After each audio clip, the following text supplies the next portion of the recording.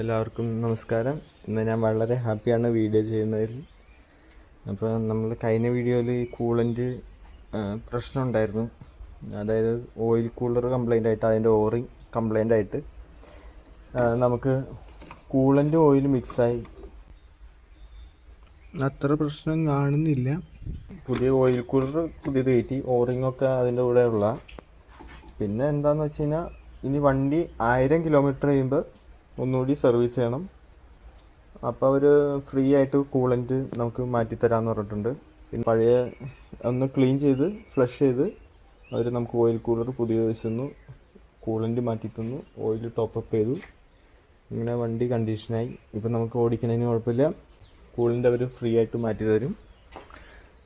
വണ്ടി എനിക്ക് 2 ദിവസമാണ് സർവീസ് സെൻറ്ററിൽ ഇടേണ്ടി വന്നുള്ളൂ. വളരെ വലിയ എമൗണ്ട് വരുമെന്നാണ് ഞാൻ വിചാരിച്ചത്. പക്ഷേ നമുക്ക് ആ ഓയിൽ കൂളറിന് 2500 രൂപ കണ്ട് വന്നു. പിന്നെ ലേബർ ചാർജ്, ക്ലീനിങ് ചാർജ്, അങ്ങനെ ഒക്കെ പറഞ്ഞാൽ എല്ലാം കൂടി ഒരു 7000 രൂപ നമുക്ക് ചിലവായിട്ടുണ്ട്. പക്ഷെ എന്തുകൊണ്ട് നമുക്ക് വണ്ടി പെട്ടെന്ന് കിട്ടി. ഓക്കെ. അപ്പോൾ പുറത്ത് നല്ല മഴയാണ്. നമുക്ക് വണ്ടി കൈ കിട്ടി. ഇനി വണ്ടി ഒന്ന് കഴുകണം. അകത്തൊക്കെ ചെറിയ പൊടിയും ചെളിയൊക്കെ ഉണ്ട്. അപ്പോൾ അത് ചോദിച്ചാണ് വാഷ് ചെയ്യണമെന്ന്. വേണ്ടെന്ന് പറഞ്ഞു. നമുക്ക് തന്നെ ചെയ്യാവുന്ന പരിപാടിയുള്ളൂ. വണ്ടി കിട്ടിയല്ലോ, വണ്ടി കുഴപ്പമൊന്നുമില്ല. ഞാൻ സർവീസിൽ ഹാപ്പിയാണ്. കരിയാടാണ് ഇവിടുത്തെ. കരിയാട് ലെക്സോൺ സർവീസ് സെൻറ്ററിലാണ് ഇവിടുത്തെ. അപ്പോൾ ഓക്കെ, ബൈ.